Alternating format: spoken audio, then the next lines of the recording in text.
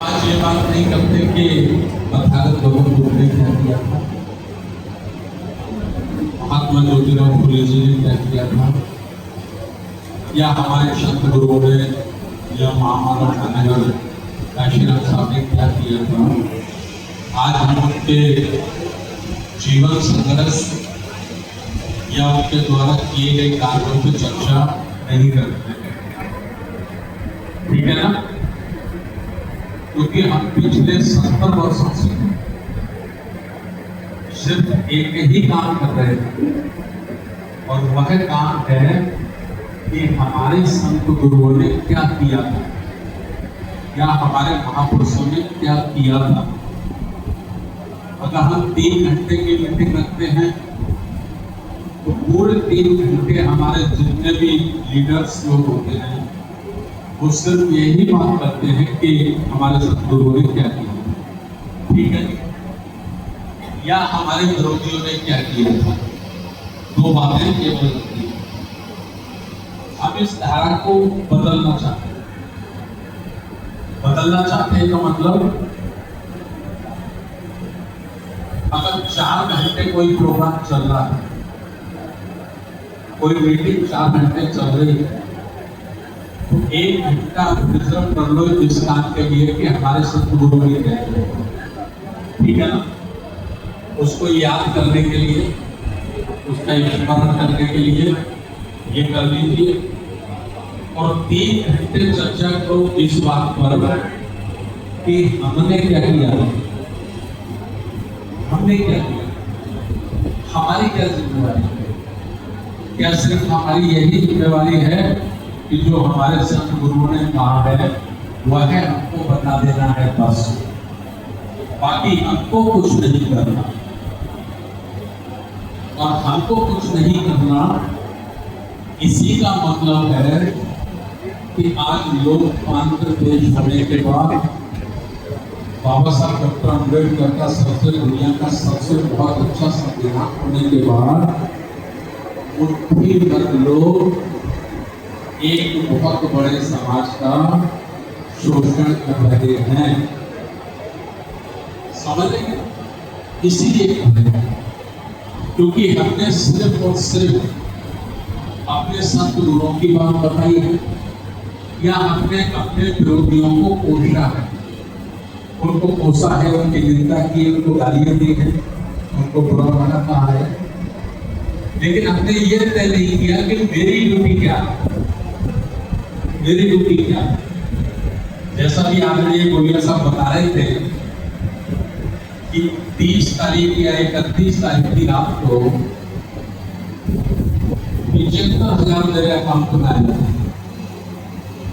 Cancer. ये 75,000 retire हैं तब आते हैं,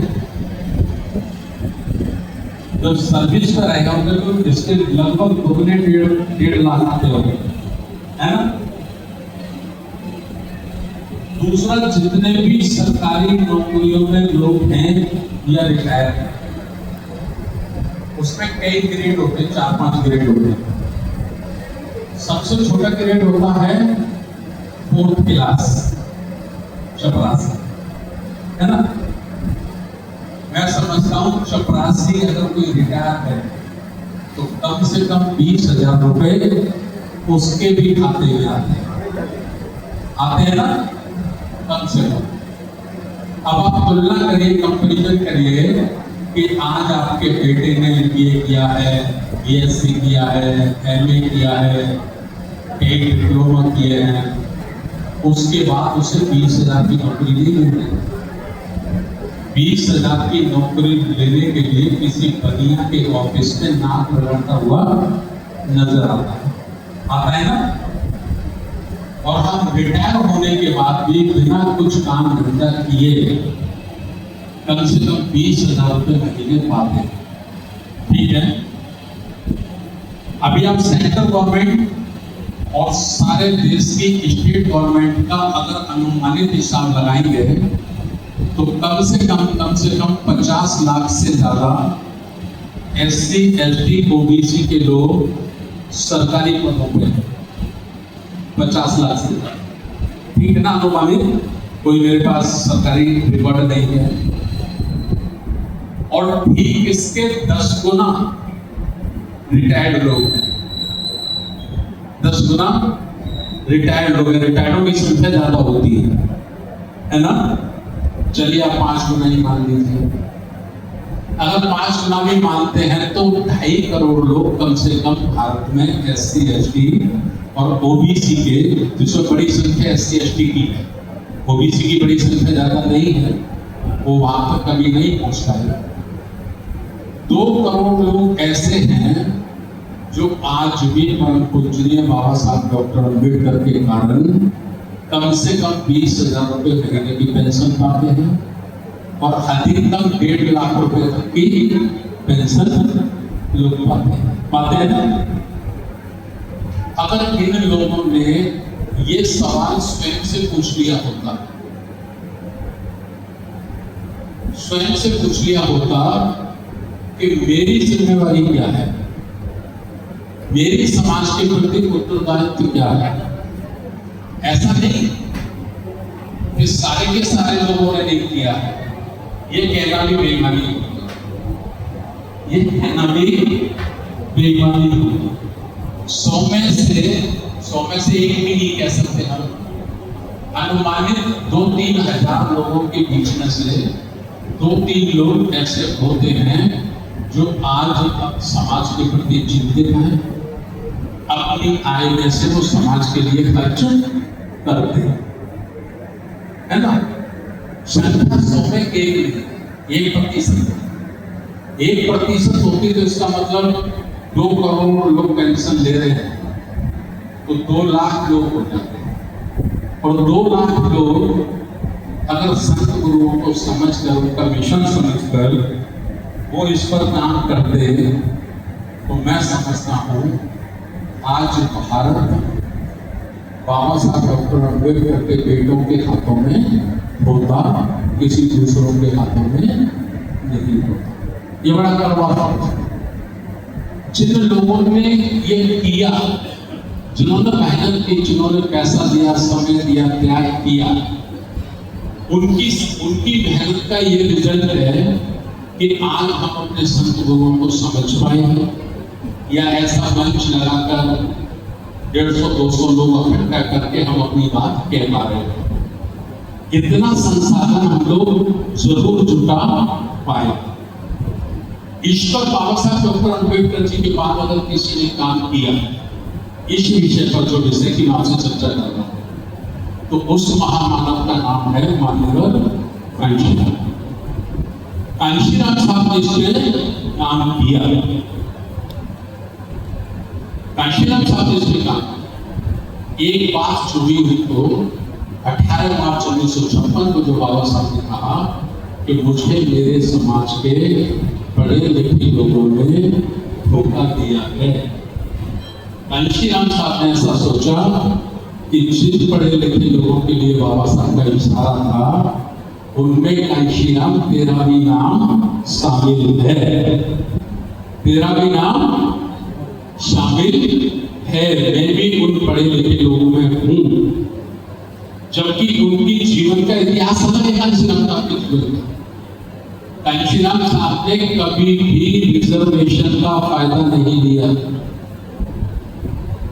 कांशीराम साहब ने कभी स्कॉलरशिप नहीं लिया, उन्होंने नौकरी भी उन्होंने रिजर्व कोटे में नहीं पाई थी, ये भी मैं आपकी जानकारी बता दूं। वो हमेशा जनरल में ही फाइट करते थे, रिजर्वेशन में नहीं करते थे।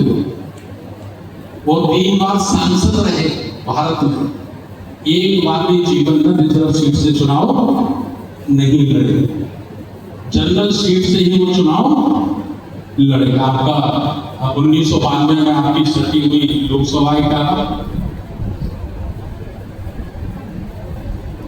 इटावा से सांसद रहे, जनरल थी रिजर्व। होशियारपुर से 2 बार रहे, पंजाब से। समझ में मतलब जिस महान पुरुष ने रिजर्वेशन का कभी लाभ नहीं लिया, लेकिन समाज के नाते उन्होंने ये जिम्मेवारी ली कि ये जिम्मेवारी मेरी भी बनती है। और जो ऐसे लोगों की जिम्मेदारी बनती है, मुझे पूरे देश भर में ऐसे लोगों को तैयार करना चाहिए। तब उन्होंने वामसेप का गठन किया, है ना, SC, ST, OBC और माइनॉरिटीज के सरकारी कर्मचारियों का संगठन बनाया और उन्हें बहुत आसानी से समझाने के लिए एक श्लोकन उन्होंने तैयार किया। उस श्लोकन का नाम था पे बैक टू सोसाइटी। पे बैक टू सोसाइटी अर्थात इसकी हिंदी है भुगतान उस समाज के लिए जिस समाज से आपको प्राप्त हुआ है। प्राप्त हुआ का मतलब कैसे? जैसे हम लोग रिजर्वेशन से नौकरी पे जाते हैं, एक पल भी ये समझ में नहीं आता कि ये नौकरी मेरी योग्यता के आधार पर नहीं मिली है, ये नौकरी मेरी समाज की भागीदारी के आधार पर मिली है, योग्यता के आधार पर नहीं मिली, है ना। योग्यता के आधार पर मिली होगी तो फिर 1935 से पहले बताओ कितनी नौकरी मिली थी, कितने IAS वाले थे बताइए। 1948 का आंकड़ा है, 1948 में पूरे भारत में SC ST के मात्र 1200 बच्चे थे जिन्होंने इंटर पास किया। मात्र समझ पा रहे हैं? मैं ये बात क्यों कह रहा हूं?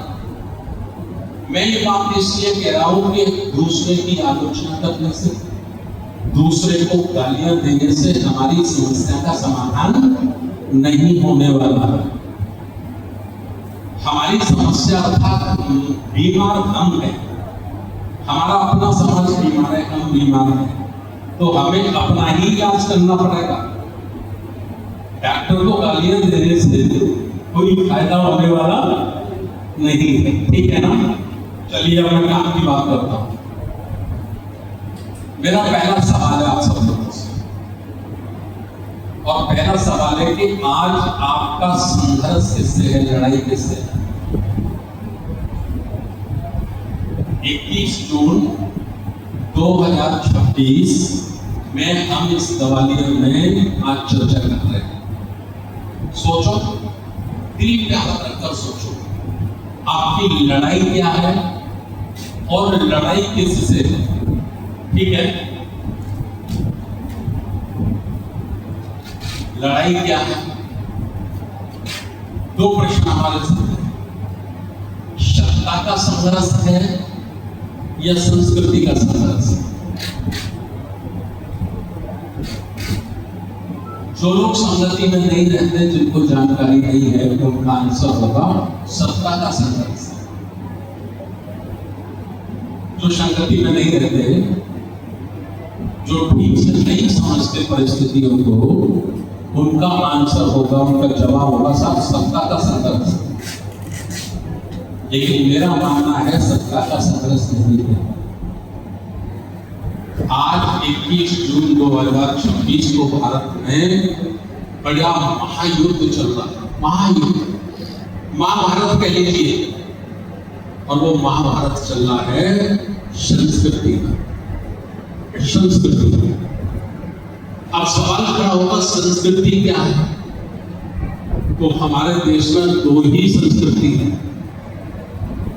एक संस्कृति है जिसको हम ब्राह्मण संस्कृति कहते हैं, जो विदेशी आर्यों ने आक्रमण करके हमारे भारत में स्थापित की है, ठीक है, नो डाउट।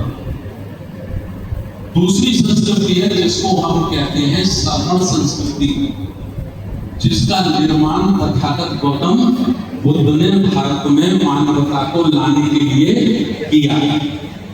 ब्राह्मण संस्कृति के विरोध में, एक विचारधारा के विरोध में दूसरी विचारधारा का निर्माण जो समता स्वतंत्रता पर आधारित है, उसका निर्माण किया। तो किसने किया? तथागत गौतम बुद्ध, ठीक है। अभी लेटेस्ट भाषा में, लेटेस्ट शब्दों में हम उसको बोल लें तो हम कह सकते हैं एक और मनुवाद है और दूसरी ओर अम्बेडकरवाद ये लड़ाई मैं ऐसा समझाऊं, अगर मैं गलत समझाऊं तो आप प्रश्न के माध्यम से मुझसे पूछ सकते, मेरा ज्ञान बढ़ा सकते, ठीक है ना? ठीक है ना? यही तो संस्कृति की लड़ाई। अब सवाल आता है कि ब्राह्मण संस्कृति क्या है, मनुवाद क्या है, मनु संस्कृति क्या है? तो मनु संस्कृति है असमानता, वर्ण व्यवस्था, जातिवाद, अंधविश्वास पैदा करना, ठीक है? और इसको बहुत छोटे में कहें तो मुट्ठी भर लोगों के द्वारा एक बहुत बड़े समाज का धार्मिक, सामाजिक, आर्थिक शोषण करना, ठीक है? सही बोलूंगा मैं? छोटे में बोल समझते तो है ना? और अम्बेडकरवाद क्या है? अम्बेडकरवाद है समता, स्वतंत्रता, बंधुत्व पर आधारित सामाजिक न्याय व्यवस्था, विज्ञान के आधार पर, मानवता के आधार पर, नीति के आधार पर, नैतिकता के आधार पर, ठीक है ना? दो बातें आ गई आमने सामने। अब सवाल ये खड़ा होता है कि जो मनुवादी व्यवस्था है वो तो बड़ी दूषित व्यवस्था है, तो इस दूषित व्यवस्था का, मानव विरोधी व्यवस्था का संरक्षण कौन करता है? भारत ढूंढना पड़ेगा ना। मैं काशीराम साहब का चेला हूं और काशीराम साहब कहते थे जिस व्यक्ति को दोस्त और दुश्मन की पहचान नहीं होती, जिस व्यक्ति को बोल दो या जिस समाज को बोल दो, जिस समाज को दोस्त और दुश्मन की पहचान नहीं होती, वह समाज कभी गुलामी से मुक्त नहीं हो सकता, ठीक है ना? इसीलिए काशीराम साहब ने एक लकीर खींची थी, स्पष्ट लकीर, 1585। अंधेरे में नहीं, वो जानते थे कि मेरा समाज अज्ञानी है, बहुत ज्यादा विवेक नहीं है, बहुत ज्यादा सोच इसमें नहीं है, तो इसको मोटी मोटी बातें समझता है ना। इसीलिए उन्होंने जो वामसेफ का कैडर तैयार किया था, तो आपने उस जमाने में देखा होगा कि वामसेफ के लोग पेन लेके जाते थे, पेन पे बड़ा समझाते थे, है ना? 3.5%, है ना? 5.5% समझाते थे कि नहीं, ऐसे करके, और इस पर लकीर बना दी। एक लकीर 15 वालों की जो शोषण करता है, एक लकीर 85 वालों की जो शोषित होने वाले हैं, जिनका उत्पीड़न होता है, ठीक है ना? सही समझा रहा हूं ना? तो अब सवाल ये होता है कि जो व्यवस्था ठीक नहीं है और भारत 26 जनवरी 1950 से स्वतंत्र है, प्रजा का शासन, प्रजा माने तो पब्लिक, जनता, ठीक है? अब जनता का शासन है, तो इस जनता के शासन में जो संविधान में कायदा कानून बनाया है, वो ये बनाया है कि जिसके वोट ज्यादा होंगे हुकूमत उसकी होगी, ठीक है ना? नोट वालों की नहीं होगी, कोठी, कार, महल, बंगला उनकी नहीं होगी, किसकी होगी? वोट ज्यादा होगा जिसका, ठीक है ना? और वोट किसका ज्यादा है? साउथ फूले अम्बेडकर की औलादों का ज्यादा है, और थोड़ा बहुत ज्यादा नहीं है, बहुत ज्यादा है, बहुत ज्यादा, क्यों है ना? तो इस देश का जो सिस्टम है, कार्यपालिका, विधायिका, न्यायपालिका, तो ये तो उन लोगों के हाथों में होना चाहिए था जिनका वोट ज्यादा है, और वो भारत के मूल निवासी हैं, कई बाहर से आए हुए लोग नहीं है, कई विदेश से आए हुए लोग नहीं है, मध्य मलेशिया से आए हुए लोग नहीं है। तो अब गंभीर चिंतन करना है, गंभीर चिंतन करना है कि जो चालाक आदमी है, जो मनुवादी व्यवस्था का पोषक है, उसकी संख्या कितनी है? लोकतंत्र, लोकतंत्र में उसकी संख्या कितनी है? तो उसकी संख्या है 100 में 3। कितनी? 100 में 3। अब जिसकी 100 में 3 है तो वो तो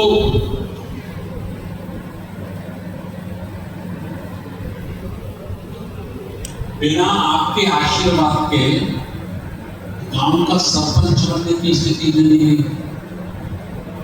बन सकता है क्या? नहीं बन सकता बिना आपके आशीर्वाद के।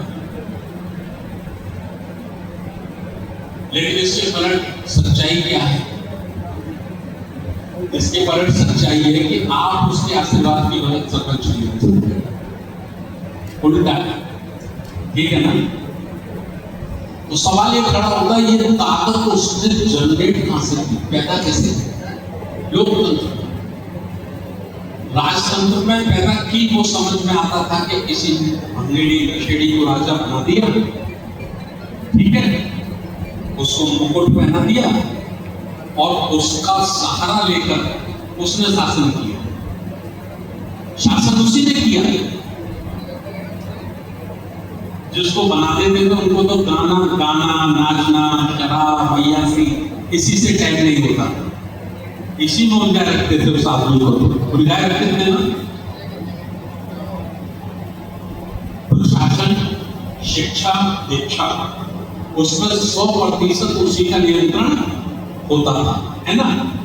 और अंधविश्वास पैदा करके उस राजा को भी, जो आज कहते हैं ना राजपूत क्षत्रिय लोग के, सर हमारे तो बड़े राज्य थे, वो सब नाम के राज्य थे आपके।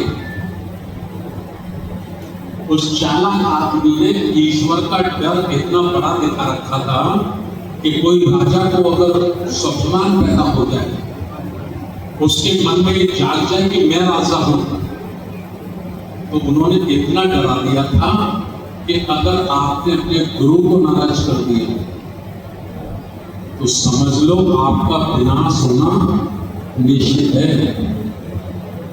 क्योंकि जो आपका गुरु है वही ईश्वर का प्रतिनिधि है। तो डरते थे बड़े बड़े राजा, तो पर्दे के पीछे से हुकूमत उन्हीं की थी, है ना? तो उस समय समझ में आता था, ठीक है। लेकिन आज लोकतंत्र में उनकी हुकूमत है, ये क्यों है? मैं आपको जो बताना चाह रहा हूं वो सुनिए, मैं क्या बताना चाह रहा हूं। तो उस चालाक आदमी ने क्या किया? सबसे पहले अपने को तैयार किया, अर्थात 100 में से 3 को तैयार किया, और तैयार करने के लिए उसने 2 आधार बनाए, 2 पिलर बनाए। 2 पिलर। पहला पिलर उसने बनाया गैर राजनीतिक संगठन। कौन सा पिलर बनाया? गैर राजनीतिक संगठन, ठीक है। दूसरा पिलर उसने बनाया धार्मिक संगठन। धार्मिक संगठन, ठीक है ना? धर्म के लिए काम करना। और बहुजन समाज की घेराबंदी करने के लिए उसने उसमें कुछ पॉइंट और छोड़ दिए, केवल घेराबंदी करने के लिए। और वो पॉइंट थे, धर्म के साथ साथ हम राष्ट्र के लिए काम करते हैं, हम हिंदुओं को संगठित करने के लिए काम करते हैं, ठीक है ना? ये उसने जोड़। ताकत कैसे जनरेट की? ताकत का मैं आपको बता रहा हूं। पहले स्वयं को उन्होंने 100 में 3 भाइयों को इकट्ठा किया, ठीक है।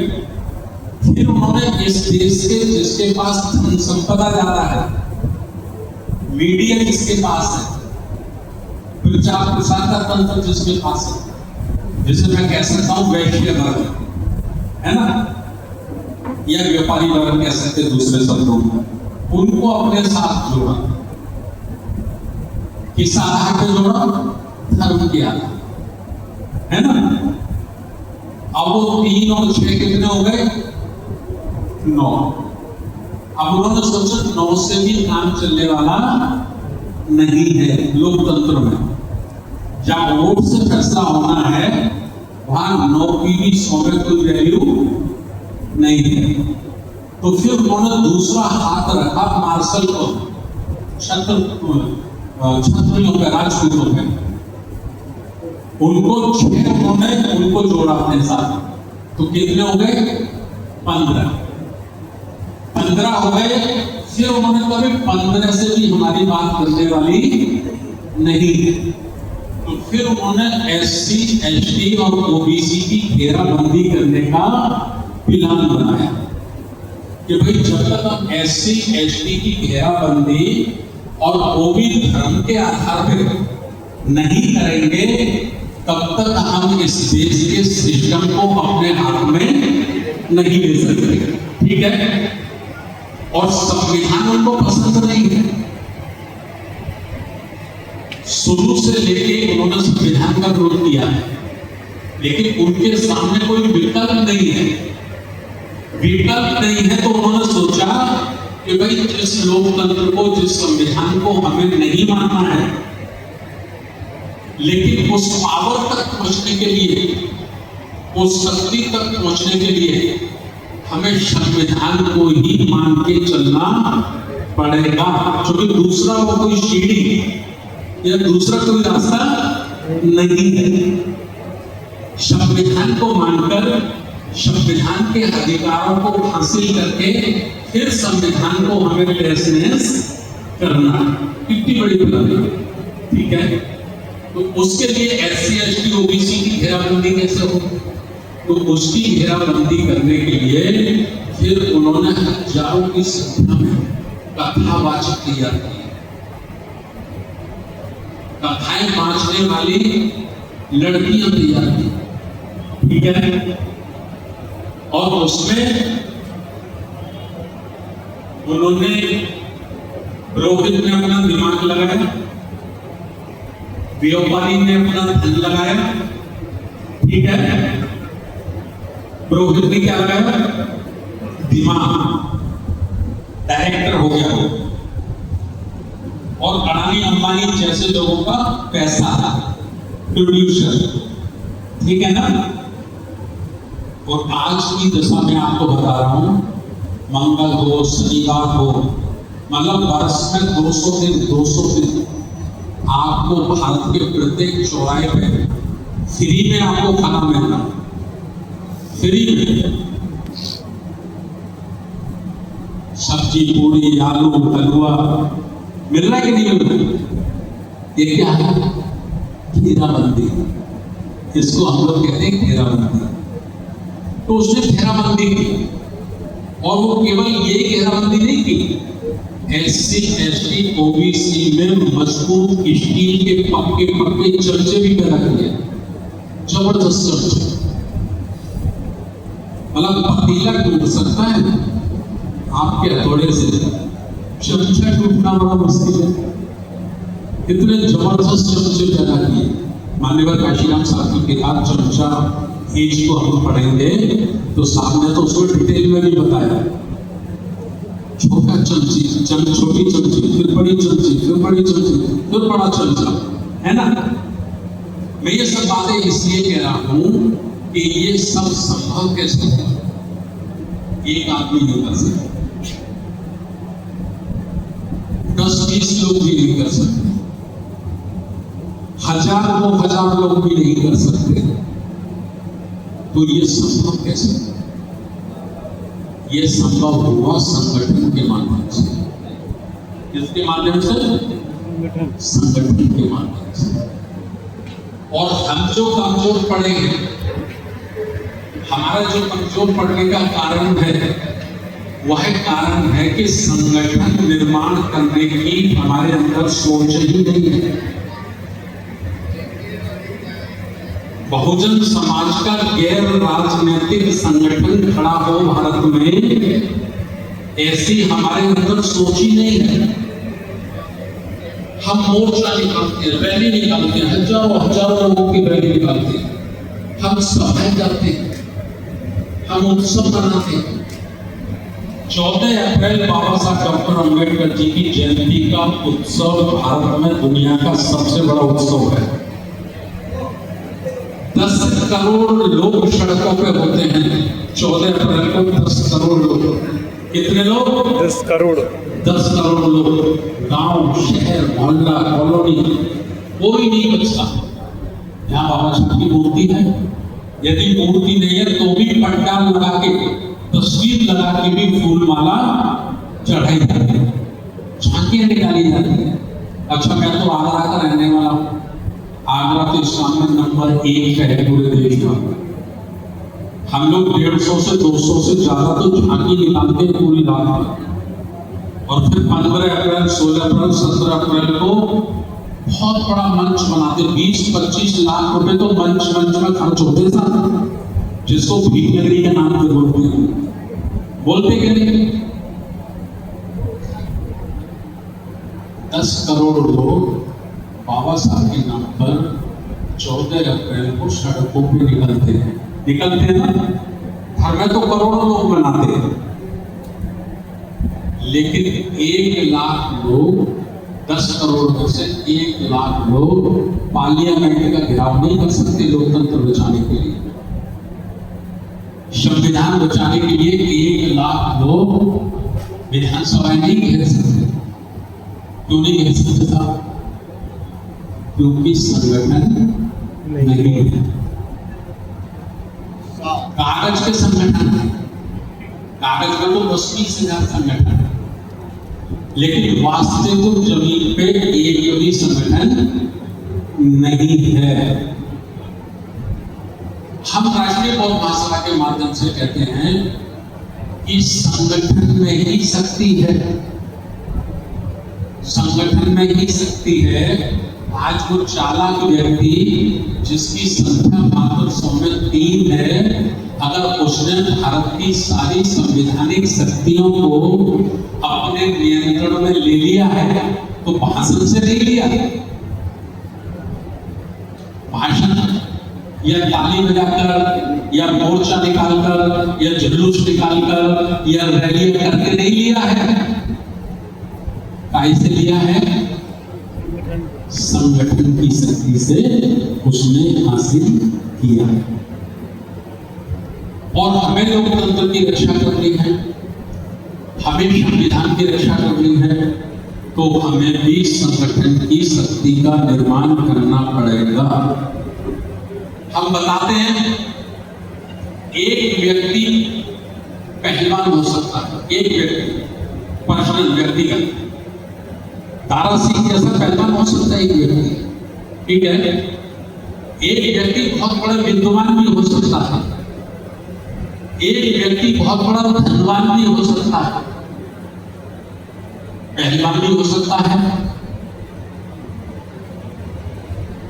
धनवान भी हो सकता है, विद्वान भी हो सकता है, लेकिन इस देश के ब्राह्मणवाद से लड़ने के लिए शक्तिमान नहीं हो सकता। एक व्यक्ति, कोई एक व्यक्ति हो सकता है, कोई एक व्यक्ति नहीं। मनुवाद, सामंतवाद, ब्राह्मणवाद, इससे लड़ने के लिए कोई एक व्यक्ति ताकतवर हो सकता है? नहीं हो सकता ना। तो फिर ताकतवर कैसे बना जा सकता है? तो ताकतवर बना जा सकता है SC, ST, OBC समाज में भाईचारा पैदा करके, एक गैर राजनीतिक संगठन का निर्माण करके, जिसका आधार होगा धर्म। क्योंकि हमारे उस चालक आदमी ने भी धर्म लिया है ना, उसने भी अपना आधार धर्म बनाया है, तो हमें भी अपना आधार धर्म बनाना होगा। क्योंकि धर्म से संस्कृति मिलती है, संस्कृति से संस्कार मिलते हैं, संस्कार से विवेक जागता है, और विवेक जागने से अच्छे और बुरे की परख करने की शक्ति पैदा होती है ना। तो ये काम हमको करना। अभी जैसे आज का प्रोग्राम है, तो मेरा जौनवास साहब से बात हुई, RS जैकब साहब से बात हुई, BL कदम साहब से बात हुई, तो मैंने ये कहा कि भाई आपके जो 8 जिले हैं, तो एक जिले से केवल 15 साथी, भीड़ में 15-15 साथी आपको उसमें लाने और उसका नाम ही रखना पदाधिकारी प्रशिक्षण से। नाम से क्या होता है, मस्तिष्क में अटैक करता है। जो नाम होगा ना परिचय का, वही नाम मस्तिष्क में अटैक करता है, टच करता है ना, टच करता है तो फिर उसकी जिज्ञासा बढ़ती है उसको सीखने की, है ना। तो ये मैंने कहा, चलिए खुशी की बात है, ज्यादा लोग तो ग्वालियर के ही है, लेकिन 4 जिले ऐसे कि वहां से भी कुछ साथी हैं। 5 जिलों की आज यहाँ हाजिरी है, कोई बात नहीं। तो संगठन पे काम करना है सर, ठीक है, किसके लिए करना है, बात समझ ना। संगठन पे काम करना है, किसके लिए करना है, भारत के लोकतंत्र की रक्षा करने के लिए, भारत के संविधान को बचाने के लिए काम करना। परिस्थितियां कैसी है उस वक्त उसको ध्यान में रखना होता है।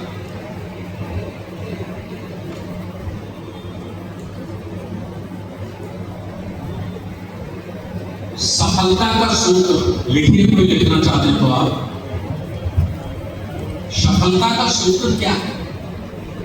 मतलब हम जो काम करना चाहते हैं जिससे अभी तक हम सफल नहीं हुए हैं, सफल नहीं हुए हैं, तो सफलता का सूत्र क्या है? मतलब वो कौन सा ऐसा रास्ता है जिससे कोई सफलता मिले?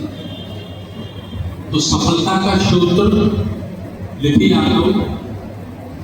सबसे पहले लिखिए नीति, नीति लिख लिया। दूसरा लिखिए नियत, नियत, नीति, नियत। 2 हो गए। निरंतरता, निरंतरता 3 हो गए। चौथा लिखिए पात्रता, पात्रता, ठीक है। 5वां लिखिए दृढ़ संकल्प, दृढ़ संकल्प।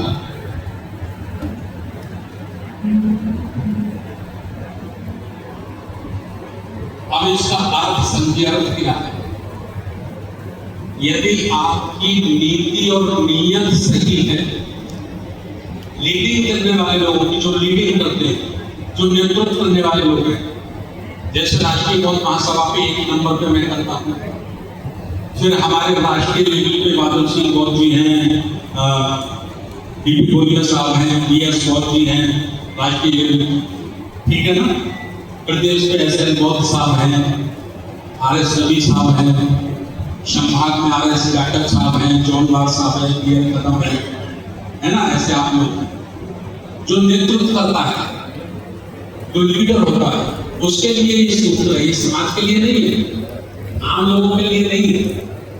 नीति और नियत, अगर बाबूजी आपकी नीति और नियत स्पष्ट है, उसमें कोई मिलावट नहीं है, तो सफलता का पहला बीज आपने बो दिया।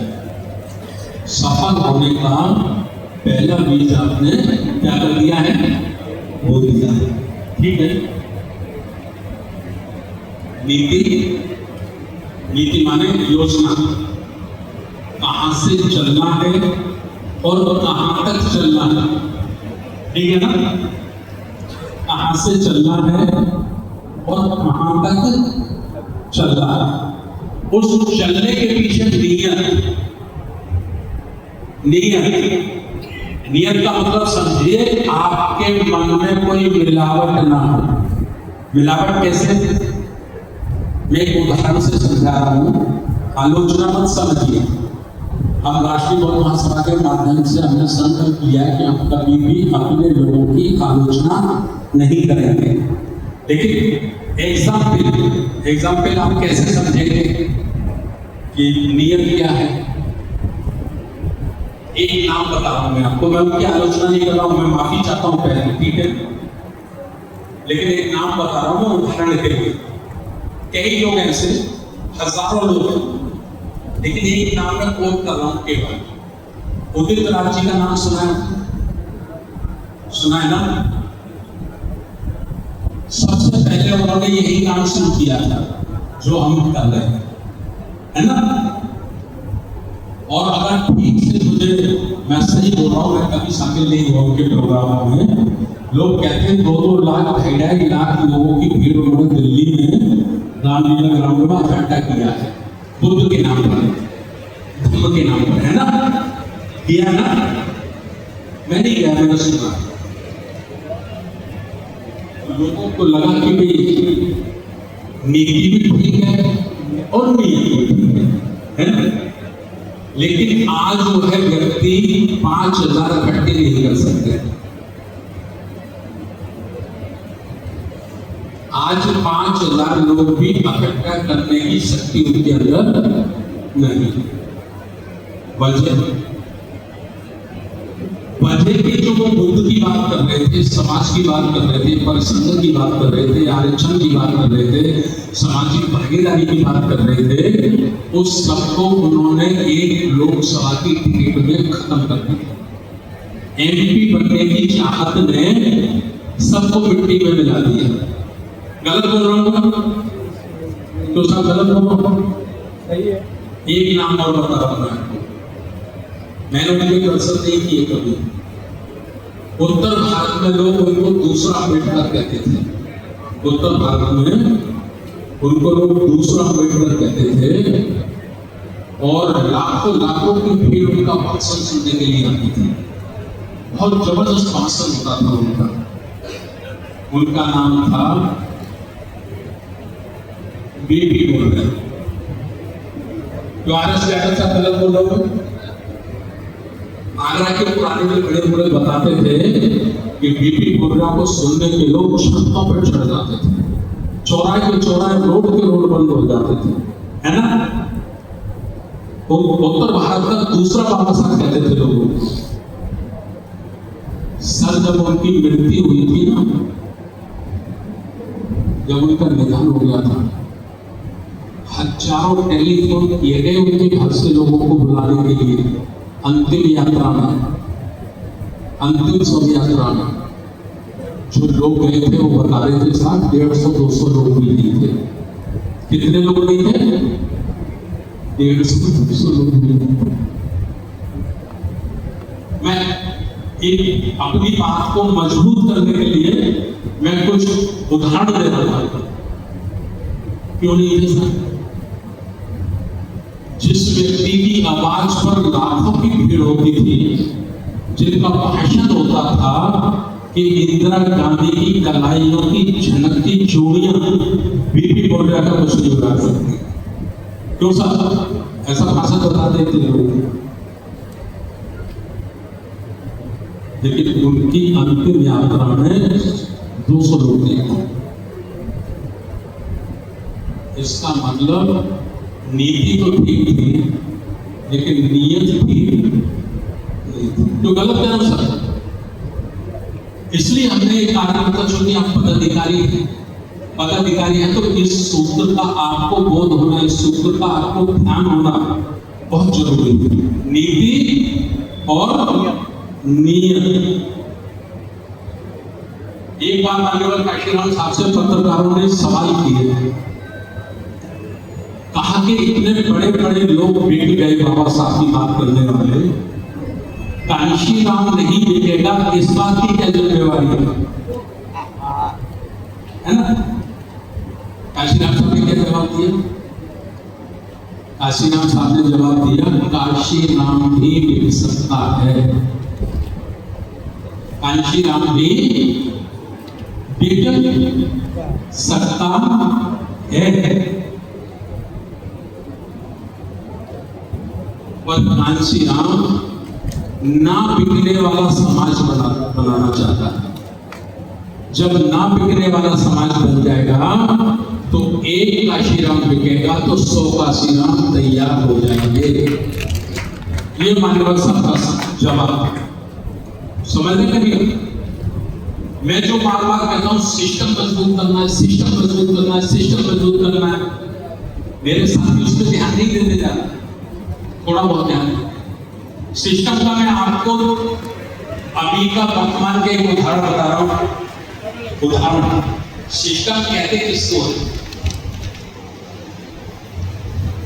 अमेरिका, ईरान और इजराइल का युद्ध चल रहा है, लगभग 100 दिन से ज्यादा हो गए चल रहा है ना। अमेरिका और इजराइल के मुकाबले ईरान कोई पावरफुल देश नहीं है, कोई शक्ति नहीं है। ईरान के मुकाबले 24 घंटे में उसको खत्म हो जाना चाहिए था अमेरिका के मुकाबले, अमेरिका के अनुसार, ठीक है।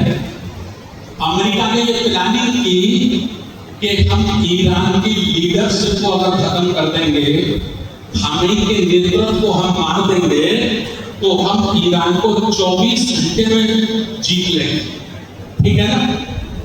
और उसने वही काम किया, एक ही बार में फैमिली के सारे परिवार को उसने मार दिया, खत्म कर दिया। 40 लोग उसके परिवार के मर गए, नाती, बेटे, लड़के, दामाद सब खत्म कर दिया ना। उसको लग रहा था कि खामेनी को मारने के बाद ईरान को हम जीत लेंगे, लेकिन खामेनी ने क्या किया? मरने से पहले, खामेनी ने मरने से पहले ईरान को सिस्टम दिया, ईरान के डिफेंस को इतना मजबूत सिस्टम दिया, इतना मजबूत सिस्टम दिया कि खामेनी मर गए। लेकिन उसके बाद भारत पूरी दुनिया में पहली बार अमेरिका की नाक पकड़ के रगड़ने का किसी ने काम किया है, तो ईरान किया कि नहीं किया? किया ना, किया ना। हमेशा तो रहेगी तो मार दिए जो बाबू गलत क्या, मरने से पहले ईरान को क्या देते हैं? हमेशा सिस्टम। परमाणु बम नहीं है ईरान के पास, अमेरिका के मुकाबले कोई अस्त्र शस्त्र नहीं है उसके पास, लेकिन सिस्टम इतना जबरदस्त दिया कि अमेरिका जैसे देश को, डोनाल्ड ट्रंप जैसे आदमी को भी उसकी शर्तों पे समझौता करना पड़ रहा है। ईरान कह रहा है समझौते पे तभी हस्ताक्षर करेंगे जितना हमारा नुकसान हुआ है तुम्हें, कितना 9 लाख अरब डॉलर का वो आपको देना पड़ेगा। ईरान का कोई मतलब नहीं है भैया। आप बाद में कहेंगे भारतीय जी तो ईरान की कहानी सुना रहे थे, साथ उससे हमारा क्या हिस्सा? केवल मैं आपको उदाहरण बता रहा हूं। मैं जो संगठन की बात बार बार पे कह रहा हूं, जिन बड़ी ताकतों से जीतना है, बिना संगठन के नहीं जीता जा सकता, ठीक है ना। तो ये 2-3 बातें मैंने आपके बीच में रखी हैं। अब है तीसरा जो पॉइंट मैंने लिखाया था, निरंतरता। निरंतरता का मतलब है कंटिन्यू वर्क करना, वर्ष के 365 दिन काम करना।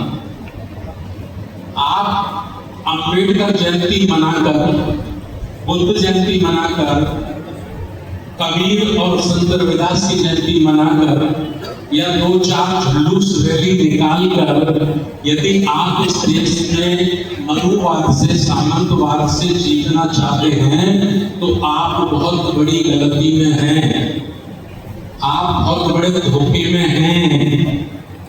गलत बोल रहा हूं, क्योंकि वो लोग जिनसे आपकी लड़ाई है, वो लोग वर्ष के 365 दिन, बारिश हो, तूफान हो, सर्दी हो, गर्मी हो, सुबह 4 बजे से 5 बजे तक आप चौराहे पे, पार्क में आपको अपना भगवा झंडा लेके वंदे मातरम करते हुए नजर आते हैं।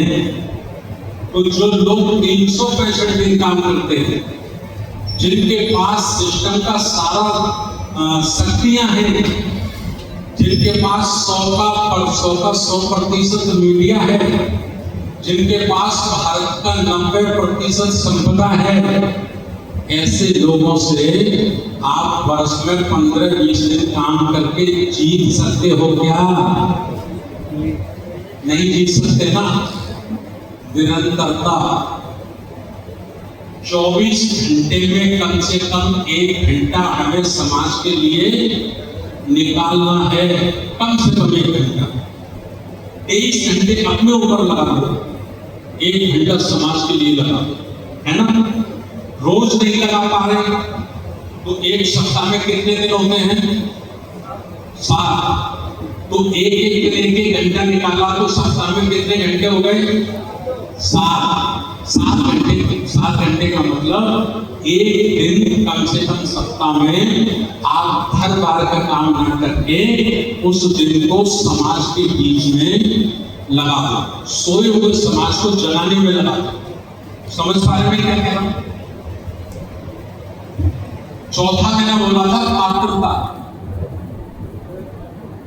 पात्रता समझ रहे हैं? योग्य कार्यकर्ता, योग्य लीडरशिप। जब आपकी दिल की नियत और निरंतरता कंटिन्यू होगी, वो आपकी मजबूत होगी, तो समाज में आप ईमानदार नेतृत्व पैदा कर देंगे। ईमानदार लोगों की कमी नहीं है,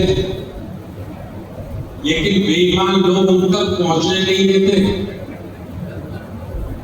बेईमान लोग उनको उन तक पहुंचने नहीं देते।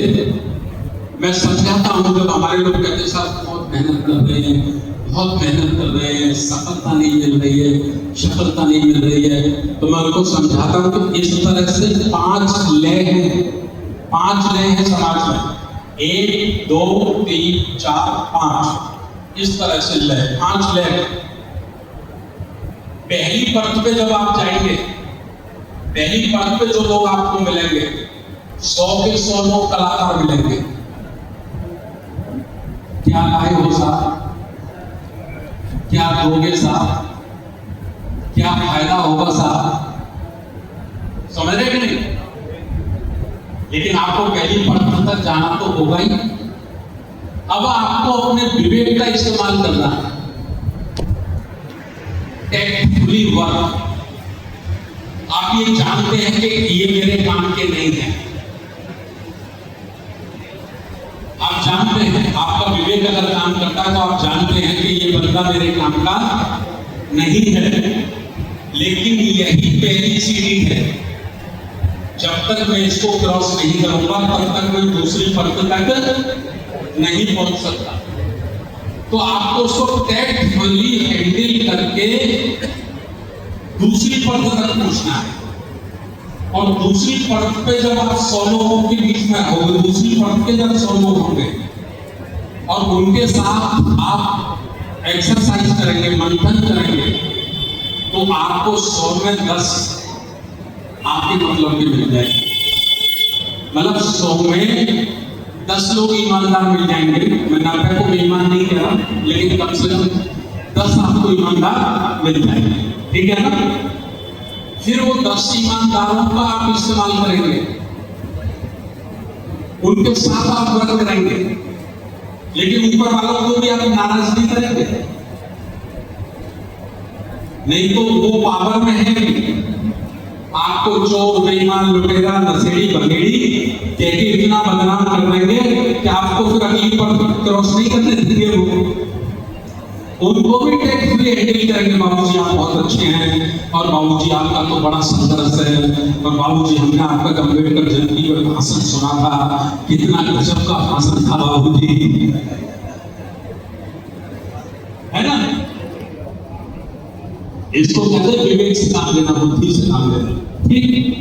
जब आप तीसरी परत पे जाएंगे तो आपको 100 में 20 और मिल जाएंगे।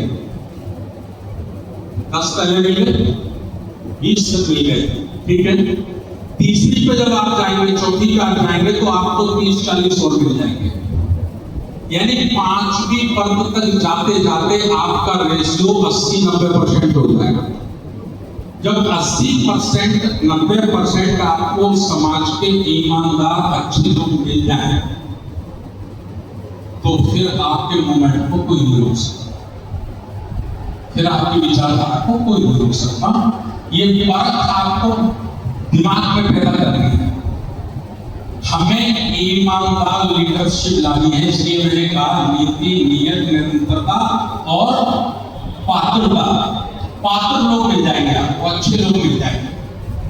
भाई घनश्याम साहब ने किया ना, बांसे बनाए, डीएस तो बनाए, 20 वर्ष उन्होंने ये किया, नीति, नियत, निरंतरता और पात्रता। मैं आपको बता रहा हूं 1990 के दशक में, अगर उस वक्त जो लोग रहे होंगे, 1990 के दशक में भारत में बहुजन समाज पार्टी का प्रत्येक जिला अध्यक्ष 25 वर्ष से लेकर 30 वर्ष की उम्र का लड़का होता था, अगर आप लोगों को ध्यान हो, है ना? समझ रहे हैं?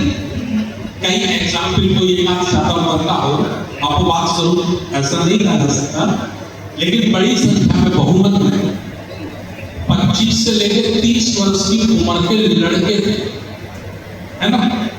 हम भी बहुत कम छोटी उम्र के जिलाध्यक्ष बने। जब जिलाध्यक्ष बने तो हमारे जो सीनियर लीडर लोग थे, पुराने नेता थे, जिनके बारे में मैंने भी आपको बताया, वो कहते थे देखो यार इसको काशीनाथ को, उस लड़के को बना दिया जिसके अभी दूध के दाम नहीं पड़े, अभी उसके दूध के दाम नहीं निकले हैं, उसको अध्यक्ष बना दिया। समझ रहे नहीं? और जिनके दूध के दाम नहीं निकले थे उन्होंने परिवर्तन ला दिया।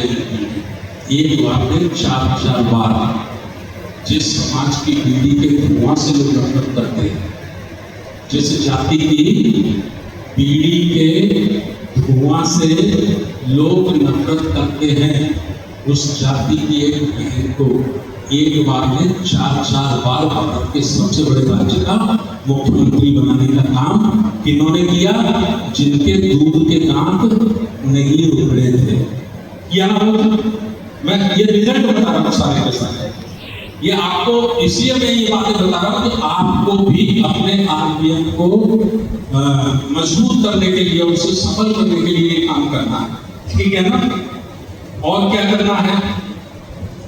और लिखी बातें तो बहुत सारी हैं, मैं भी 10-15 मिनट में खत्म कर दूंगा। जीवन का दूसरा सूत्र क्या? दृढ़ संकल्प। दृढ़ संकल्प का मतलब है, समझिए आप, जिस कार्य के लिए आप निकले हैं, मैं उस कार्य को अपने जीवन के अंतिम सांस तक करूंगा पूरा। ये दृढ़ संकल्प। दृढ़ संकल्प का मतलब है, अरे यार 5 वर्ष हो गए, कुछ हो तो नहीं रहा, 3 वर्ष हो गए, कुछ हो तो रहा नहीं, मैं तो इधर भी गया, मैं तो उधर भी गया, मैं तो उधर भी गया, कुछ नहीं हो रहा। नहीं, जब तक नहीं होगा तब होगा, मैं ही करूंगा और ये होगा, मैं ही करूंगा और ये होगा। आज नहीं तो एक दिन जरूर होगा। ये दृढ़ संकल्प, अगर इस दृढ़ संकल्प में आप कमजोर पड़ गए तो फिर आपकी नीति, नियत, निरंतरता, पारदर्शिता ये सब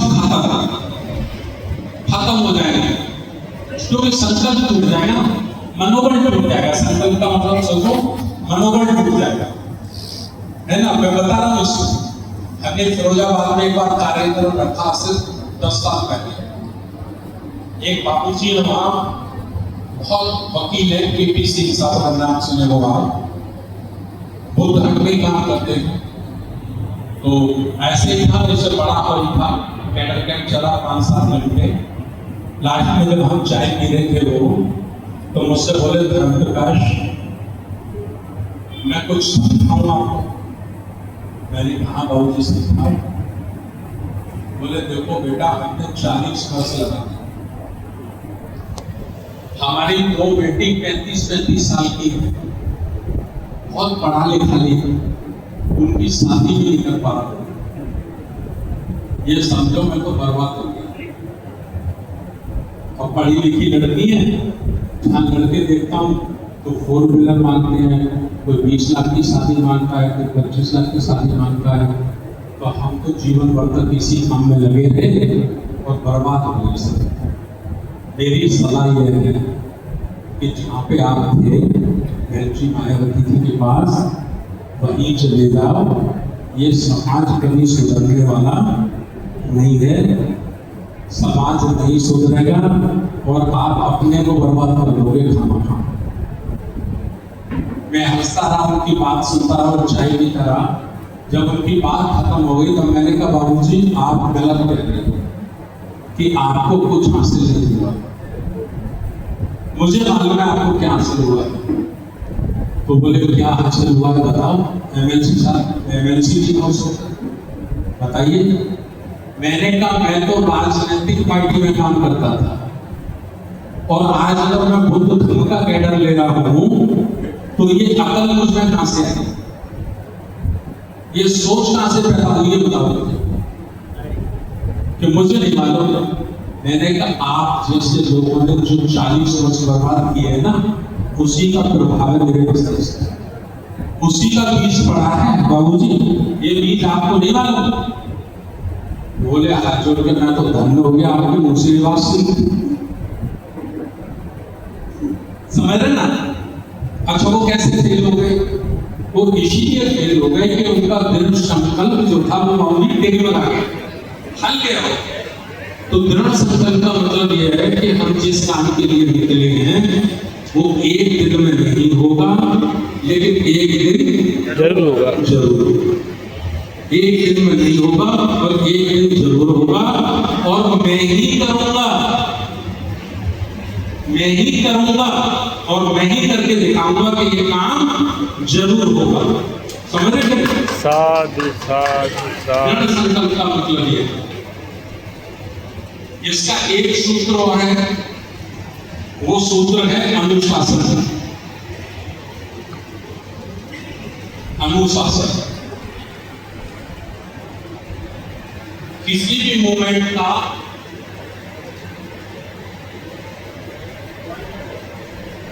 सबसे बड़ी शक्ति होती है अनुशासन।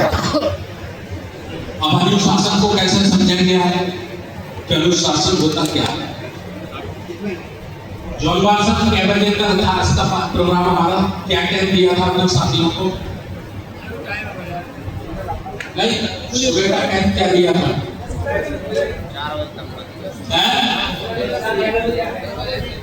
अच्छा 10 बजे का दिया था ना। 10 बजे तक आप 9 लोग आए थे। 10 बजे तक कितने लोग आए थे? 9 लोग।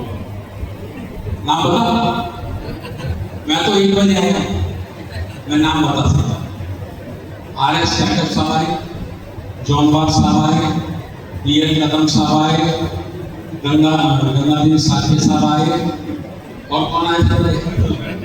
हाँ संतोष राजौरिया जी आए, टीआई साहब आए, है ना, और आप आए, है ना। मैंने कहा चलो कोई बात नहीं, आप भी आएंगे, धन्यवाद आपका भी बेटा, धन्यवाद। अच्छा ये बताओ आपको अगर ट्रेन का टिकट होता तो गाड़ी मिलती स्टेशन पर? पूछो मिलती क्या? भाई इस समय 150 लोग बैठे हैं, ठीक है, तो उसमें से 140 तो प्लेटफॉर्म पे रह जाते ना, रहते कि नहीं रहते? चलो छोड़ो ट्रेन। अगर आपका नौकरी का इंटरव्यू होता, पेपर होता आपका, तो आपको एंट्री मिलती क्या अंदर? नहीं मिलती ना।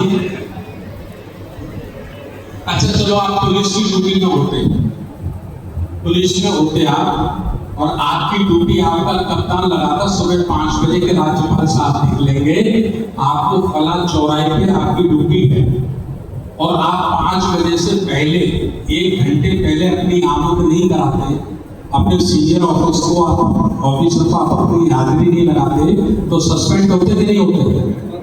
नौकरी जाती कि नहीं जाती? ठीक है। अच्छा नौकरी ज्यादा जरूरी है कि समाज का मिशन ज्यादा जरूरी है? ट्रेन ज्यादा जरूरी है कि समाज ज्यादा जरूरी है? समाज ज्यादा जरूरी है। यही आंसर होगा सबका।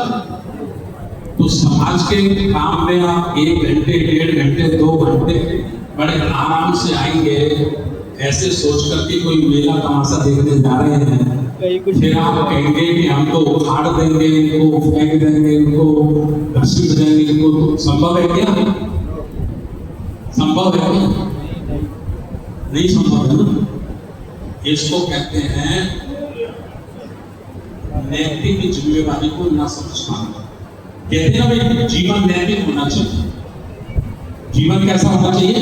नैतिक पूर्ण। तो नैतिक का अर्थ क्या है? कुछ हलवाई की दुकान पे मिलेगा या किराना की दुकान पे मिलेगा? कहां पे मिलेगा ये बताओ। नैतिक का मतलब है स्वयं को समझना, और अनुशासन का मतलब है शासन समझना है। शासन बेटा शासन समझ रही हो? शासन का मतलब है राज्य करना, रूल करना। अनुशासन का मतलब है स्वयं के ऊपर रूल करना। अनुशासन के क्या मतलब है? स्वयं के ऊपर रूल करना। अच्छा, जब हम स्वयं के ऊपर रूल नहीं कर रहे तो क्या हम समाज के ऊपर रूल कर सकते हैं? हम दूसरों के ऊपर रूल कर सकते? बताओ, आप कर सकते? नहीं कर सकते ना। उसको अनुशासन कहते हैं। एक बार हमने एक लड़के आगरा में, हमारा था 28 फरवरी का प्रोग्राम था, 7-8 साल पहले। महाप्रवेशर बनना हमारा वो था कृषि जंक्शन, और उसी दिन RSS का शिविर था सुबह 5 बजे जयपुर में, एक बहुत बड़े पार्क में। तो मैंने एक लड़के को 3 बजे भेजा। मैंने कहा बेटा तुम जाओ, तुम्हारी ड्यूटी ये है कि आप ये गिनते रहना 5 बजे तक कितने लोग आ गए थे सुबह से। यकीन करिए 4:30 बजे 1200 बुलाए थे उन्होंने, 1200 बुलाए थे। 4:30 बजे तक 1200 लोग अंदर आ गए और उनका मेन एंट्री बंद हो गया। RSS वालों 100% मेरी बात यकीन करिए, इसमें कोई किसी प्रकार की मिलावट नहीं। जब मैंने ये सुना तो 1 घंटे सर पे हाथ रख के बैठा। जिन लोगों में इतना अनुशासन है उनसे कैसे लड़ेंगे? कैसे लड़ेंगे उनसे? बहुत महत्वपूर्ण बातें बता रहा हूं यार, है ना। अनुशासन पैदा करना। अनुशासन का मतलब समय। कुछ लोग कहते हैं साहब जाम लग गया था, लग गया होगा पक्की बात। तो भैया जहाँ जाम लगा है तो आपको पहले आइडिया रहना चाहिए ना कि जहाँ से हमको निकलना वो बड़ा कंजेस्टेड एरिया है, वहाँ जाम भी लग सकता है। तो 1 घंटे पहले चलो, 1.5 घंटे पहले चलो। और अभी जो मैंने 5 बजे का टाइम आपको बताया, अभी 5 बजे तो बहुत ज्यादा सुबह हो गए, है ना। 5 साढ़े 4 बजे तक जो लोग आए होंगे निश्चित रूप से वो 2 बजे जग गए होंगे ना। अच्छा, आपको तो 10 बजे आना है तो 10 बजे आने वालों को तो 2 बजे भी नहीं करना पड़ेगा। तो ये छोटी छोटी बातें जिनको आपको ध्यान में रखना है। और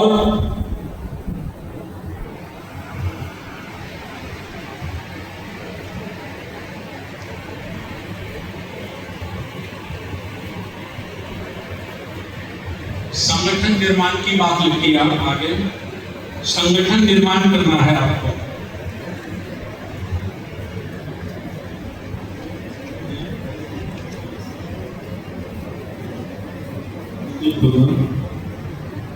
संगठन क्यों बनाना चाहिए समझ पा रही है ना।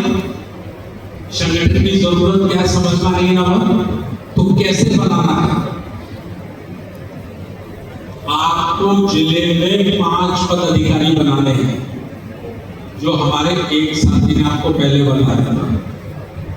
RS रवि साहब ने बताया था। एक जिलाध्यक्ष, एक उपाध्यक्ष, एक महासचिव, एक संगठन सचिव और एक कोषाध्यक्ष, ठीक है ना? ये 5 पद हो गए ना। कोशिश करना है इसमें आपको 2 या 3 पदाधिकारी आपको गैर चार्टर देते हैं, गैर चार्टर। क्योंकि अभी तक जो संगठन फेल हुए, हमसे पहले वाले जो संगठन फेल हुए, उनकी जब हमने लिस्टें पढ़ी, उनका अध्ययन किया, तो अगर महाराष्ट्र में है और 20 लोगों का संगठन है, 20 लोगों की कमेटी है, तो 20 के 20 महाराष्ट्र, और उत्तर भारत में अगर है तो 20 के 20 जाटव या चमार। समझ रहे ना? अच्छा, बहुजन इकाई की बात कर रहे हो, बहुजन सुखाई के आंदोलन की बात कर रहे हो, और उसमें एक जाति को छोड़कर दूसरे जाति को आप सम्मिलित नहीं कर रहे हो, तो बीज अगर आप नीम का लगाओगे तो आम पैदा होगा क्या? नहीं होगा ना। अगर आम की तमन्ना है तो आम का बीज लगाना पड़ेगा ना, आम की गुठली लगानी पड़ेगी ना। हमारी तमन्ना है कि समस्त बहुजन समाज को तैयार करना है। अब तैयार करना है तो हमको एससी में से, ओबीसी में से भी लोगों को जोड़ना है, ठीक है ना? मैं ये जो बात बताता हूं तो कुछ लोग कहते हैं साहब जाटव को छोड़ के दूसरे लोग काम नहीं करते। नो डाउट, आई अंडरस्टैंड, इस बात में सच्चाई है। मैं बेहिचक ये कह रहा हूं, वास्तव में इस बात में सच्चाई है। जितना काम जाटव करता है, इतना काम अभी हमारे दूसरे साथी नहीं करते, ठीक है ना? सच्चाई कबूल करते चाहिए। लेकिन मैं उनसे पूछता हूं तो ये बताओ, कब तक उनको छोड़ा जाए? कब तक छोड़ोगे?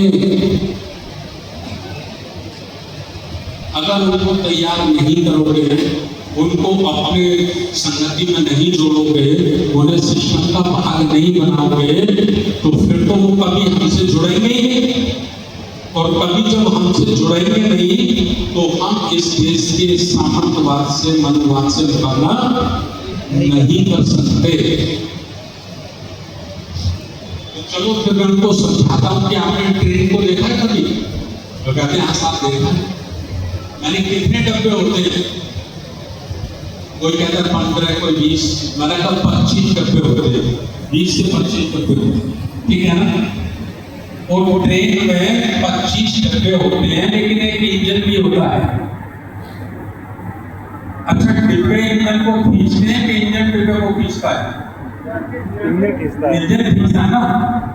तो मैं कहता हूँ भाई इंजन वाली को स्टाफ ले लो,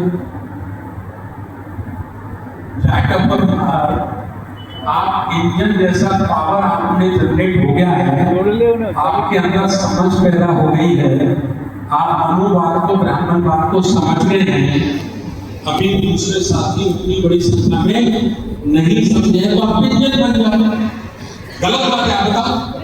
इंजन बन जाओ का मतलब अध्यक्ष बन जाओ। अध्यक्ष आप बन जाओ तो उपाध्यक्ष ओबीसी बना, या एससी में कोई नए जाटव बना, है ना? कोषाध्यक्ष को बनाओ, संगठन सचिव में बनाओ, 2 लोग आप हो जाओ, एक पीछे वाले में आ जाओ, गार्ड पे आ जाओ। इंजन में खींचना है, गार्ड ने रास्ता बताना है, तो बीच वाले तो चले चलेंगे ना अपने आप, नहीं चले चलेंगे। ऐसे करके मैं समझाने की कोशिश करता हूं। तो ये बनाना है हमें संगठन। जिले की कमेटी के बाद आगे इसके नेक्स्ट कौन सा बनाना है? शहर कमेटी, सेम पर सेम सिस्टम, ठीक है? शहर कमेटी सेम पर सेम सिस्टम, ठीक है? उस 5 पद केवल है ना, ये बात। और ये हमको सावधानी बरतनी है कि जो कोऑर्डिनेशन हमारा जिला में बन गया है, कुछ समाज एक दो छूट गया है, तो उसकी शहरी कमेटी में जोड़ लो। इंजन जैसे का चार्टर भी रख लो, बात कोई बात नहीं, ठीक है ना, अध्यक्ष जाके भी रख लो वैसे, लेकिन दूसरे पदों में अपना शांत भाई, कोहली, मालवी, गुर्जर, कुशवाहा, है ना, पाल बघेल, प्रजापति, जो भी मिल जाए एक तो सम्मिलित कर लो, ठीक है, बात ठीक है ना। इसके बाद फिर तीसरा स्टेप क्या होगा हमारा, तहसील कमेटी। तहसील होती है ना इधर,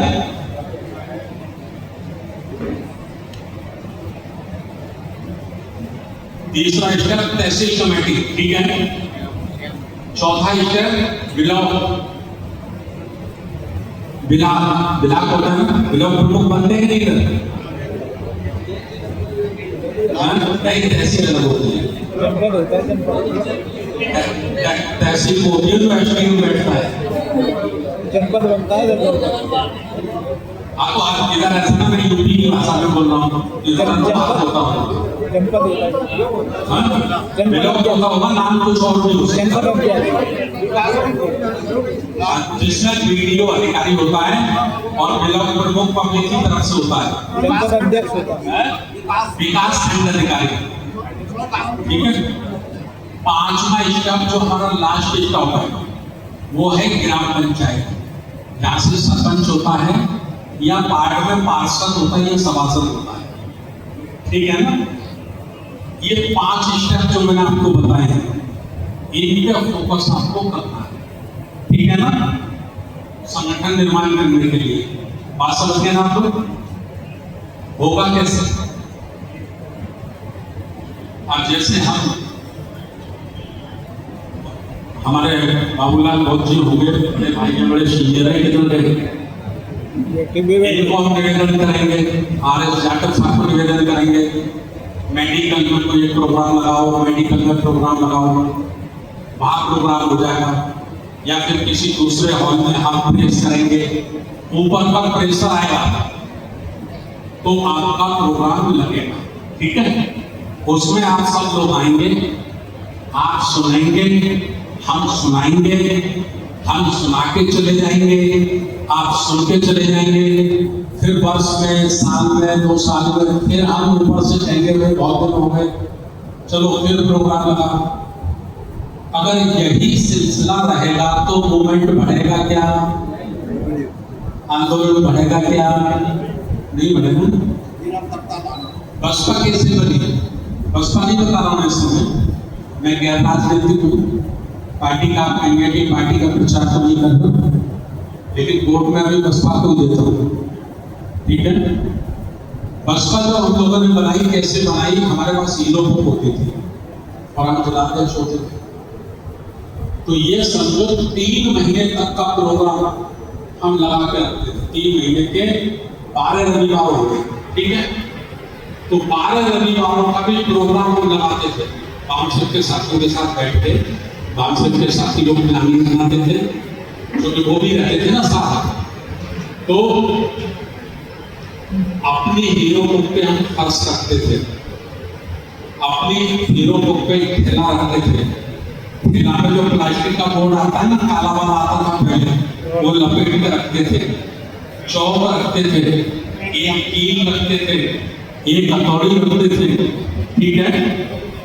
और चले गए गांव, 13 गांव पहुंच गए, सुबह कितने बजे? 6 बजे 13 गांव पहुंच गए। किसी एक का जाके पहुंच के पूछा, भैया जाटव के घर रहते, मतलब इस इधर से जाना, इधर से जाना, पीछे चले जाना, पीछे पीछे रहते, बाबा इन लोगों की तरफ से जो है पीछे चले गए, है ना। और से पता चल जाता था रबर देख के कहाँ सही जगह पे हमारे, तो जाके जय भीम साहब, आवाज ही नहीं आती थी, अरे काका जय भीम, मैं काका जय भीम बोलो जोर से, जाटव हो के नहीं? हाँ जाटव ही, जय भीम बोलने में परेशानी हो रही है? नहीं साहब जय भीम। अच्छा ठीक है काका, खाट बिछा दो काका, आते आए हो, आगरे से आए हैं काका, आगरे में आते आए हो, गोपालपुरा से आए हैं, गोपालपुरा सुनो है? हाँ सुनो सुनो, और काका यहाँ पे अपने घर कितने बाबू जी यहाँ तो 15-20 घर है। अच्छा तो चलो मैं तो बाय दो। अरे मैं तो खेत में जा रहा हूँ, क्या जा रहा हूँ। एक काका 2 मिनट में चले, काका को हाथ पकड़ो, 2-3 और पकड़े तो भाई सब नारे लगा से ऊपर देते। बता रहा हूँ मैं आपको, मतलब जो टैग अपनाएंगे वो बता रहा हूँ। जब तक सूरज चांद रहेगा बाबा तेरा नाम रहेगा, जब तक सूरज चांद रहेगा बाबा तेरा नाम रहेगा। और 2-3 झंडे भी रहते थे नीले वाले, वो निकाल लेते थे हाथों में, इसको पकड़ उसको पकड़ उसको पकड़ उसको पकड़। काका तुम्हारा क्या नाम है? खूबीराम। खूबीराम काका के चौक पे आ जाओ, खूबीराम काका के चौक पे आ जाओ। हम आ गए, बैठ के 10-15 लोग और दीवार देखी, उसने निकाली बोलिए साहब और गाड़ दिया। और फिर बताने लगे, काशीराम साहब का नाम नहीं बताते थे हम पहले, काशीराम का बताते तो भगा देते थे लोग, तो बाबा साहब का ही बताते बस।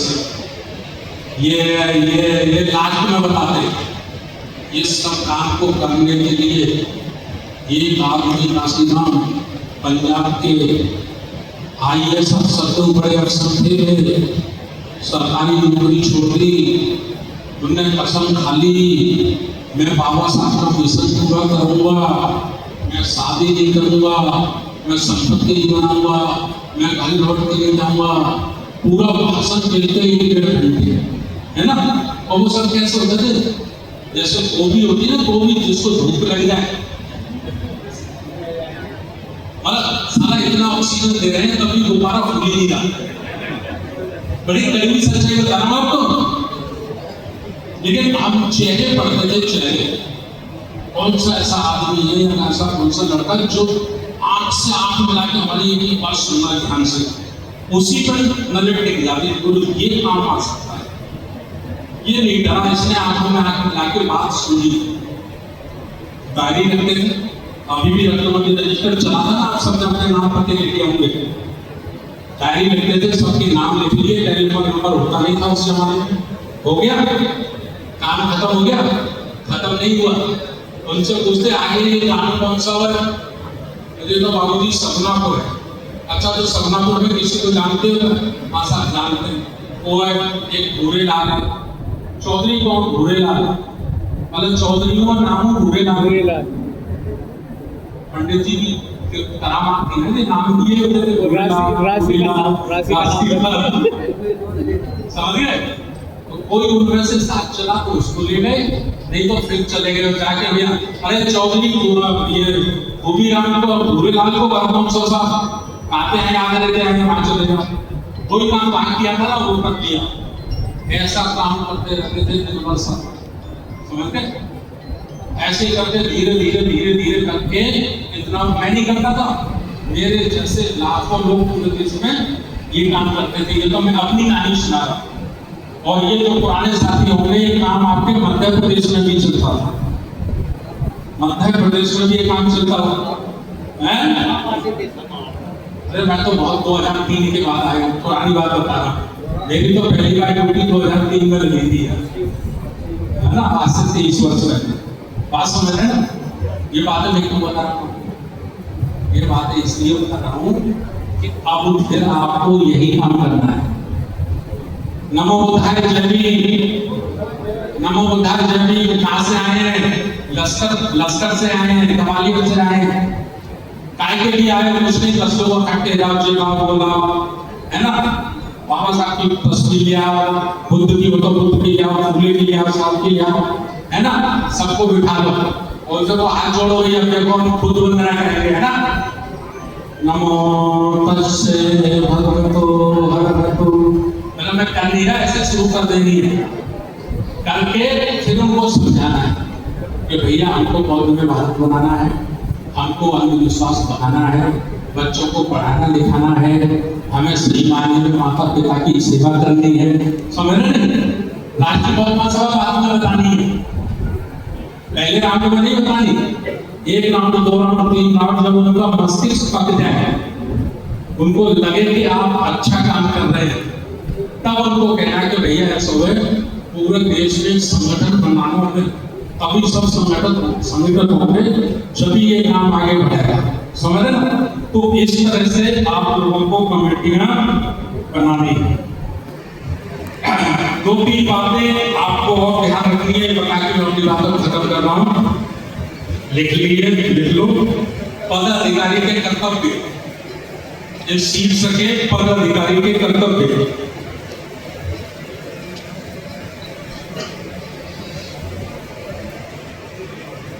पदाधिकारी के कर्तव्य,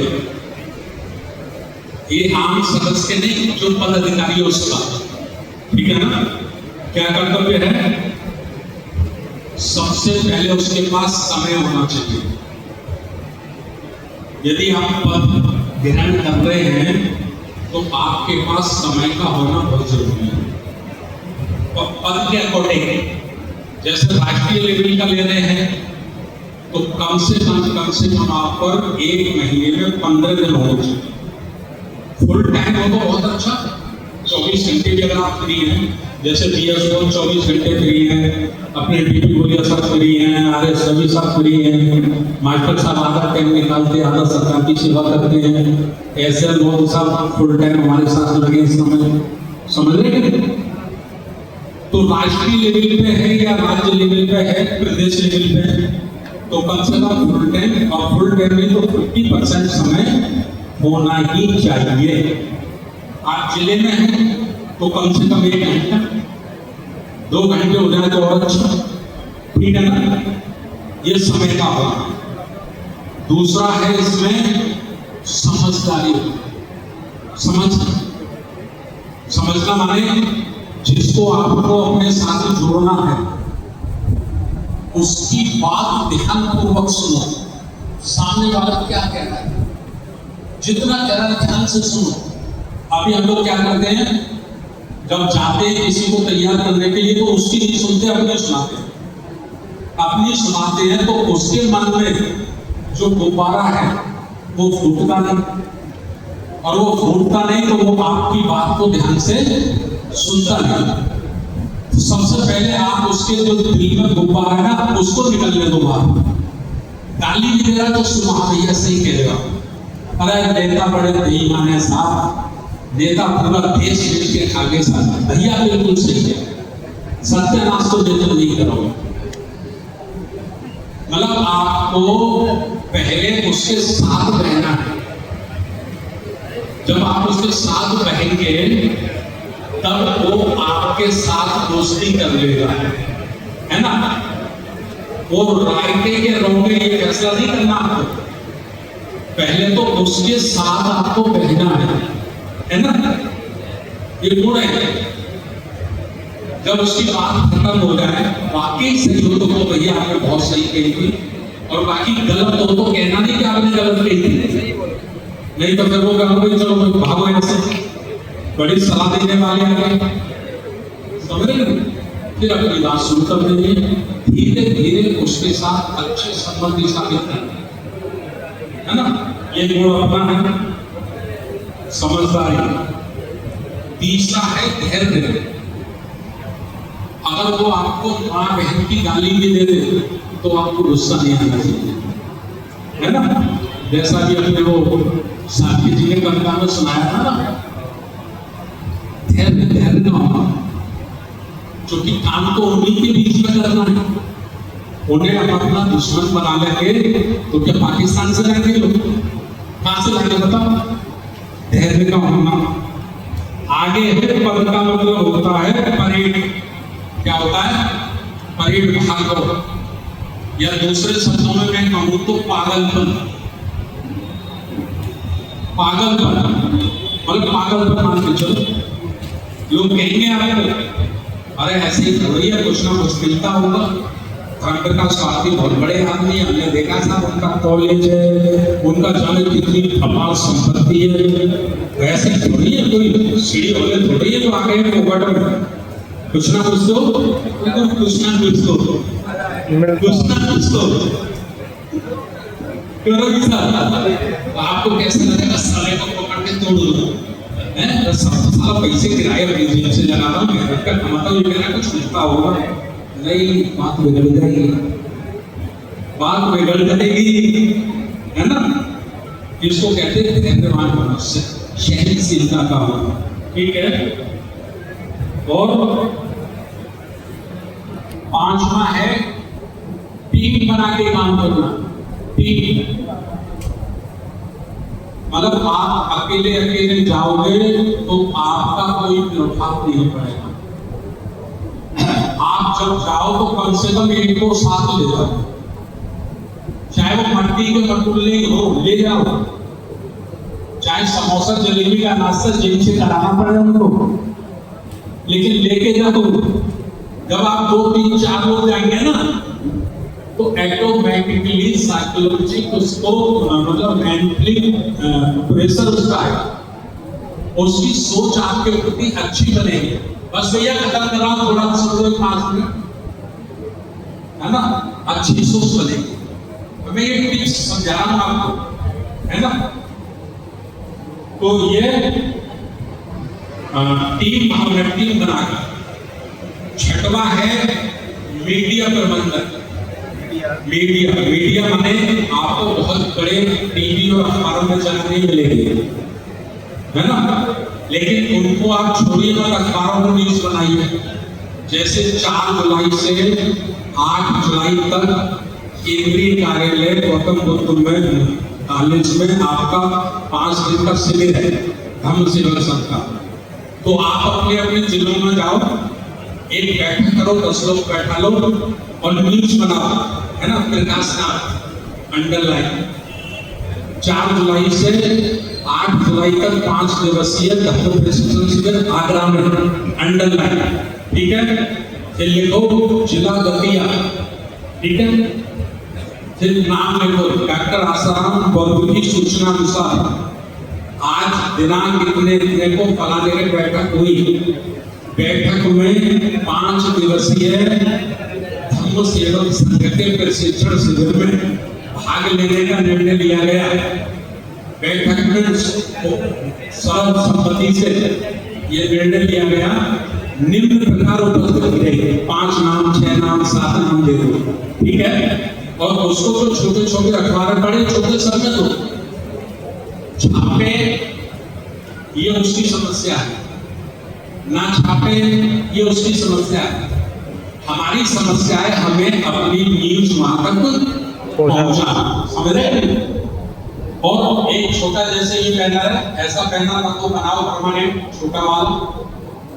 राष्ट्रीय लोक महासभा, विषय संस्था स्वतंत्रता पर आधारित न्याय समाज निर्माण हेतु 1 दिवसीय विचार गोष्ठी। निवेदक राष्ट्रीय बौद्ध महासभा, जिला दतिया, मध्य प्रदेश। ये मैं दतिया के लिए नहीं बता रहा हूँ, सबके लिए बता रहा हूँ। तो बैनर लगा दो, है ना, टेप रखो, साथ चिपका दो, उधर बैठ जाओ और जो मोबाइल है उसमें 1-1 मिनट 2-2 मिनट का वीडियो बना लो, ठीक है ना, फोटो बना लो और सब लोग अपने अपने ग्रुपों में शेयर करो। फेसबुक, व्हाट्सएप, इंस्टाग्राम, जहाँ भेज सकते हो, ठीक है ना। और उनको भी अपने लोगों को बोलो कि भैया आप आगे शेयर करो, आगे शेयर करो, आगे शेयर करो। वहाँ 10 लोग बैठे थे या 20 लोग बैठे थे, ये कोई नहीं पूछेगा।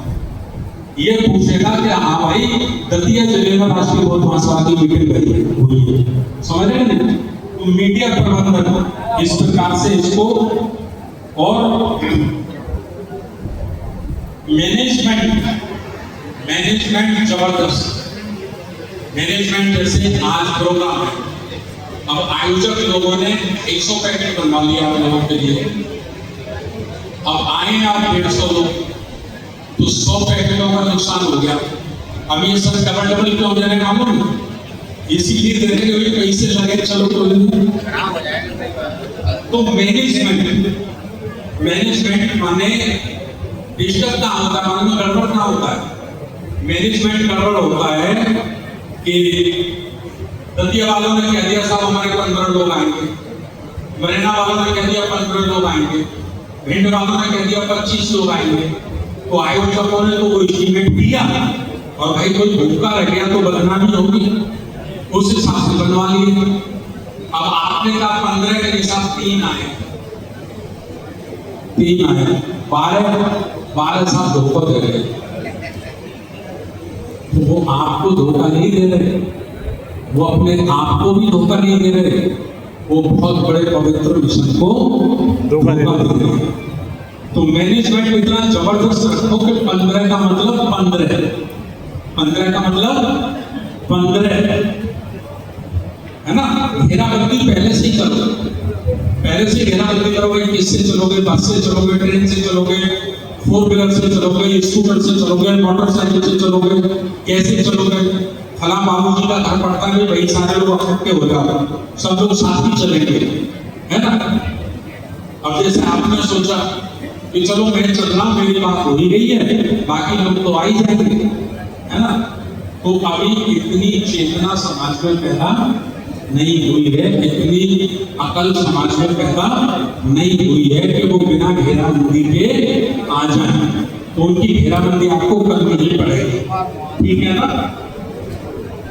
आगे है दूरगामी सोच, पदाधिकारी का दूरगामी सोच आपको रखनी है।